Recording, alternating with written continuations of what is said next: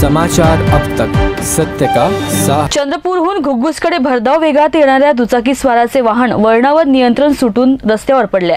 या भीषण अपघातात एका युवकाचा अपघातात स्थळीच मृत्यू झालाय, तर दुसरा युवक हा गंभीर जखमी झालाय।